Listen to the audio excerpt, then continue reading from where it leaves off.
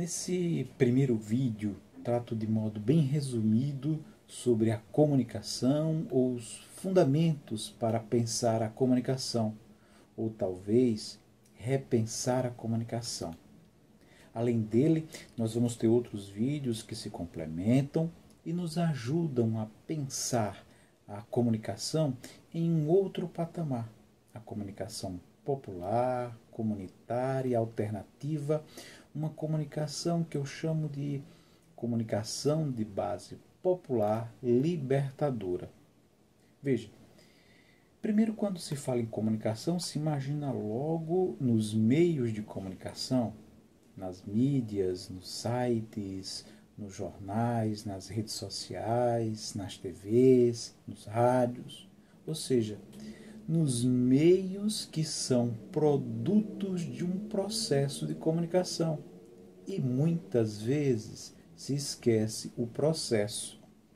Não é raro também, em muitos cursos, tratar a comunicação como o fazer comunicação, ou seja, com dicas, com práticas, com técnicas, o jeito certo, o jeito errado.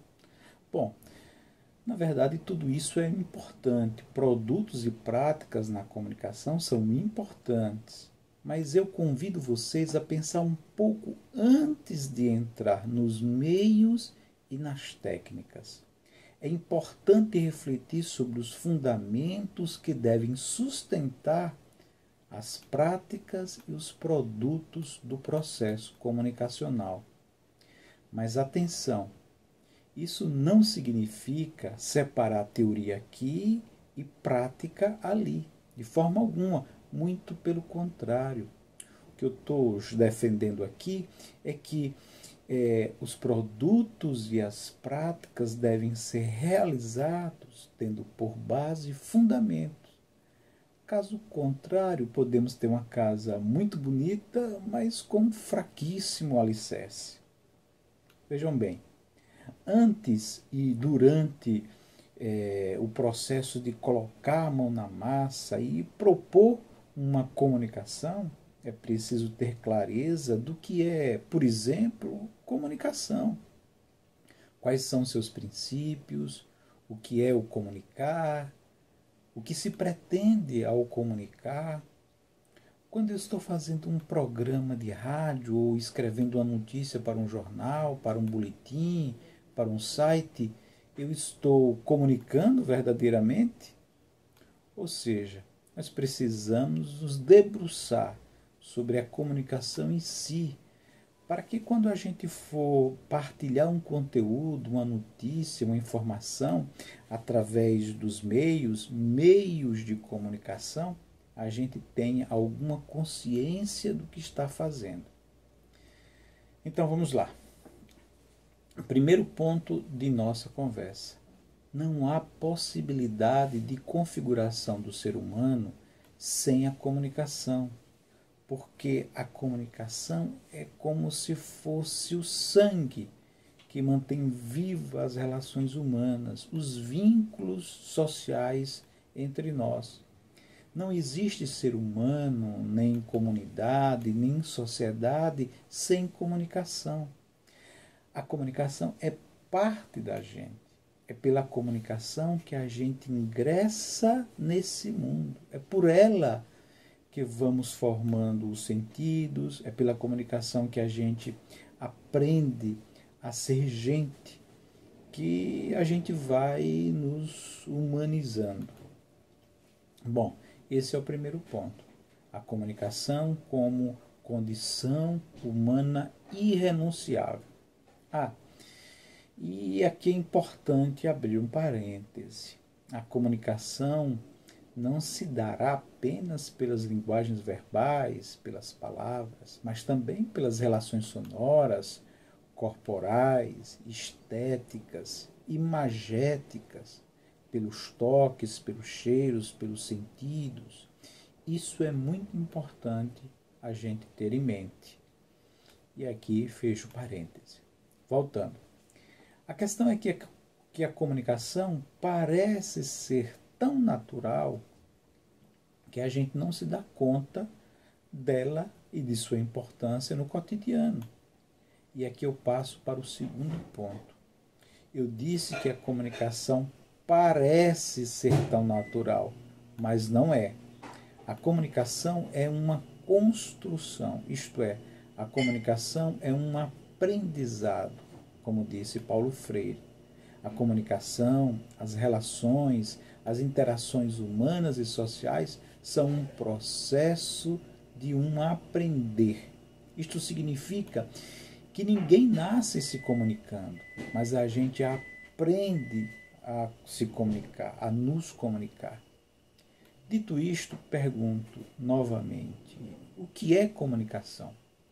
Bom, existe uma tradicional teoria que insiste em conceituar a comunicação como uma fórmula, um modelo estruturado, funcional, que aprisiona os elementos da comunicação de modo quase que mecânicos, entre os falantes de um lado e os ouvintes de outro, cada um com seu papel. Em resumo, por essa teoria tradicional, a comunicação seria um ato em que uma pessoa transmite e a outra pessoa recebe. O emissor divulga uma mensagem usando um canal e essa mensagem, essa informação chega do outro lado, ao receptor. E pronto, se deu aí a comunicação. Mas será que é isso mesmo? As escolas críticas da comunicação reagiram logo a esse modelo e mostraram que a comunicação não se realiza desse modo, vamos dizer, verticalizado, transmissivo, mas a comunicação é, antes de tudo, um processo em tentativa, uma busca de relação entre pessoas, um movimento intenso e incerto, uma conversa, um diálogo, uma ação que afeta os sujeitos que estão em relação. Uma das escolas que propõe assim é a que defende o chamado modelo praxeológico da comunicação de Louis Querré. E ele tem, vejam bem, grande aproximação com as formulações de comunicação que foram apresentadas por Paulo Freire. Isso mesmo, pelo educador Paulo Freire. Um forte ponto de aproximação entre Paulo Freire e Louis Querré é que os dois defendem que a comunicação é, antes de tudo, transformacional dos sujeitos. Ela nos afeta de modo transformador, que a comunicação se realiza como uma espécie de intervenção concreta na vida, seja para o bem, seja para o mal, mas que ela nos forma, às vezes deforma, nos transforma. Assim, podemos perceber que a comunicação não é, em hipótese alguma, um ato mecânico de transmissão, mas se constitui como um espaço dinâmico, onde aprendemos, produzimos, partilhamos os sentidos que compõem a nossa existência. Eu digo que a comunicação é uma espécie de laço que nos faz humanos, que nos coloca em tessitura, uma tessitura complexa em relação com os outros. Comunicar é se pôr em ação, em movimento, como sujeitos em relação com outros sujeitos, agindo no mundo, interferindo nele.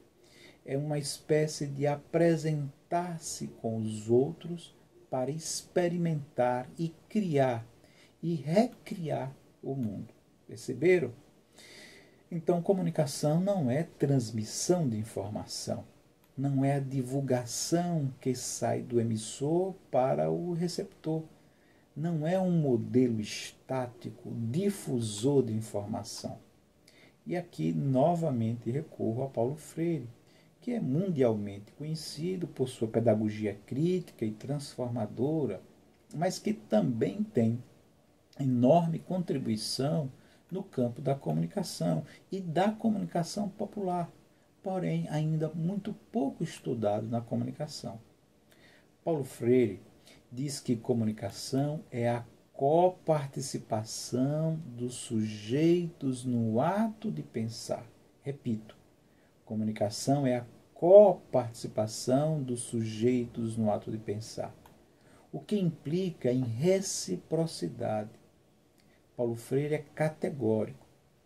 A comunicação é diálogo na medida em que não é uma transferência de saber, mas é um encontro de sujeitos interlocutores que buscam a significação dos significados.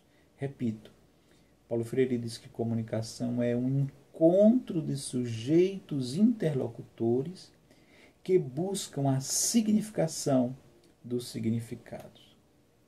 Apesar de Paulo Freire não ter sido um teórico reconhecido na comunicação, ele enfrentou com substância o processo comunicacional, formulou e apresentou um método que tem a comunicação como esse lugar do encontro de sujeitos interlocutores. Freire inseriu a comunicação com destaque na sua teoria geral do conhecimento.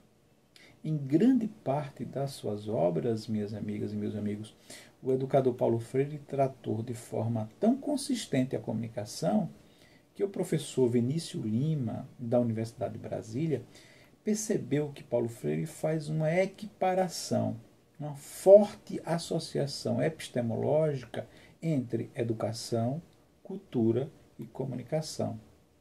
Na comunicação, no fundo, o que Paulo Freire sugere é uma transformação radical daquela velha teoria de emissor e receptor, onde essas figuras praticamente desaparecem. Agora estamos tratando de uma comunicação que se realiza como um encontro entre sujeitos que têm saberes próprios, sem hierarquia, que se encontram em partilha. E talvez o mais importante, é pela comunicação, nesse encontro dialógico, que vai se produzir o saber crítico sobre o mundo. Um saber que somente terá sentido se nos humanizar. Um saber comum de comunicação. Mas não é só isso. Esse saber nascido aí do encontro dialógico deve ser crítico, que produz conscientização. E é isso que nos mobiliza. Nos move para quê? Isso nos leva, nos move, nos movimenta no sentido de intervir no mundo para garantir a vida plena para todos, todas, todos, fazendo aqui nascer uma nova terra e um novo céu. Essa abordagem teórica crítica de base libertadora da comunicação em Paulo Freire o faz próximo dos chamados estudiosos, os estudos culturais da comunicação e também da chamada Escola Latino-Americana de Comunicação e Cultura. A partir dessas escolas, novas questões passaram a ser discutidas no processo comunicacional, como novas atribuições de sentido à própria realidade, as práticas sociais partilhadas, onde está inclusive a comunicação popular e comunitária, a área comum de significados, as identidades, os estudos coloniais e pós-coloniais, o multiculturalismo, etc. Vejam bem, a proximidade de Paulo Freire dessas escolas é fruto de reflexões encarnadas na realidade dos países que foram objetos de colonização, de invasão, como foram os países da América Latina, da África, como foi o caso do Brasil. Por exemplo, em razão de uma América Latina marcada pela exploração imperial europeia, violentíssima, o educador observa nessa história a ausência de diálogo exatamente na construção dessas sociedades que ele vai chamar de dependentes. como a nossa, no Brasil. E isso tem, meus amigos e minhas amigas, imensos, enormes reflexos sobre a construção do saber, sobre as nossas relações, como lidamos com os nossos problemas, com as pessoas. Por exemplo, no livro Educação como Prática de Liberdade, Paulo Freire traz 3 condições básicas da invasão europeia que são decisivas sobre nós. A primeira é que o Brasil somente foi um objeto de violenta ação mercantil comercial. Ou seja, aqui jamais houve nenhum projeto, nenhum projeto civilizatório, né? Somente destruição e saque. Segundo aspecto, a invasão se deu no trabalho violento e na escravização dos povos originários e dos africanos, e em grandes latifúndios. E a terceira, por um longo período, o Brasil ficou isolado do resto do mundo.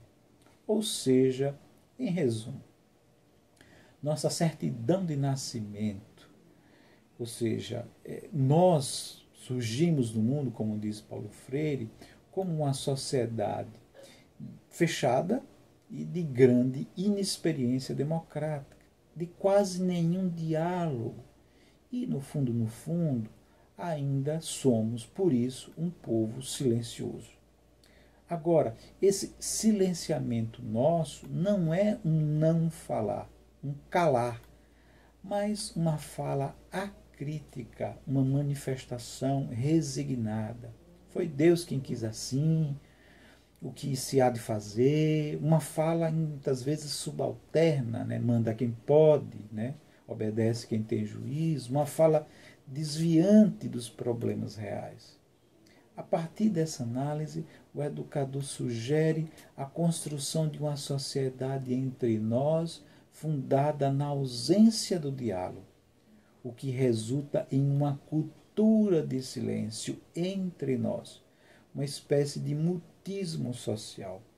Para Paulo Freire, o violento processo de invasão, de saque e a violência escravagista contra nós, e isso por mais de 300 anos, nos legou então uma sociedade profundamente domesticada para o comunicado, para receber a transmissão, para receber a ordem, para atender o Senhor branco, de modo que nós, enquanto sociedade brasileira, nós nos ajustamos a essa estrutura de uma vida social e política geralmente autoritária, violenta, machista, homofóbica, destrutiva do meio ambiente, corrupta, dentro e fora de nossas relações. É a partir disso que Paulo Freire vai chamar a atenção para a urgência da necessidade do diálogo, do encontro, da partilha de saberes críticos como centralidade na comunicação, na educação e na cultura. Vejam, pessoal, o diálogo é pedra angular para a definição de comunicação e de fundamento para a educação e a cultura. Para Paulo Freire, a comunicação é o encontro de homens para a pronúncia do mundo. Não devendo ser essa pronúncia, então, ser uma exclusividade, ser um privilégio de poucos, mas a ação de vida de todo ser humano. E ser dialógico não é invadir, não é manipular, não é impor, nem transmitir, não é transferir informação, transformando o outro, que é um sujeito, em um objeto. Ser dialógico, portanto, ou seja, e fazer comunicação, portanto, é empenhar-se na transformação constante da realidade, para que nos tornemos verdadeiramente humanos, com vida plena, emancipados, sujeitos de nossa história.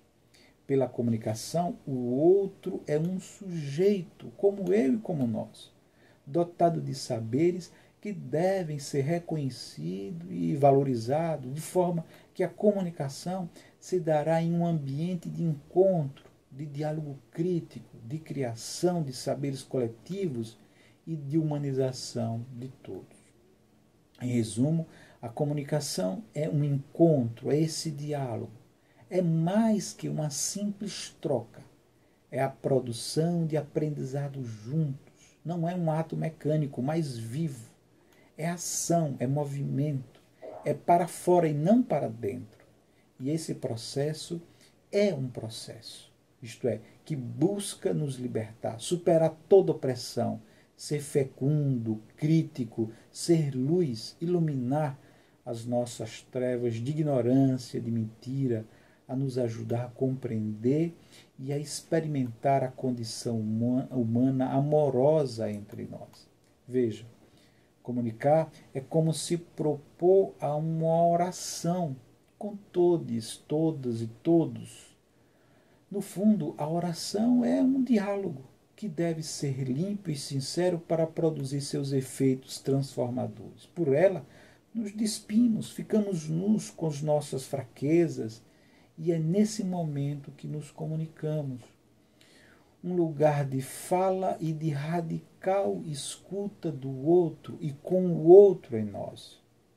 Ninguém na oração busca comunicar morte, ódio, vingança. A oração, seja ela de agradecimento, de pedido, implica em vida, em esperança, em liberdade, em transformação, em desejo de mudança para melhor. Assim como a oração, a comunicação nos põe em intimidade, próximo ao ouvido do coração, nos faz reconhecer as nossas carências e diferenças na unidade. E essa unidade é o comum. A comunicação e a oração nos torna comuns na carência e na partilha. Aliás, a palavra comunicação vem do latim comunicare, isto é, colocar em comum, partilhar. É tornar comum e não particular. É diálogo e não monólogo. É conversa amorosa que parte da escuta, de saída de mim, da abertura, de transformação, de libertação, não do outro, mas de mim, de nós, de todos nós juntos. Ou seja, a comunicação, minhas amigas e meus amigos, não nos fecha. Ao contrário, ela nos abre com o outro em um processo de escuta radicalmente amorosa e crítica, sempre profética, em saída de mim para o encontro com nós, com o outro. É isso, pessoal. Por enquanto, terminamos aqui esse primeiro vídeo. No próximo vídeo, vamos aprofundando mais um pouco sobre comunicação para chegarmos à comunicação de base popular e libertadora. Até lá!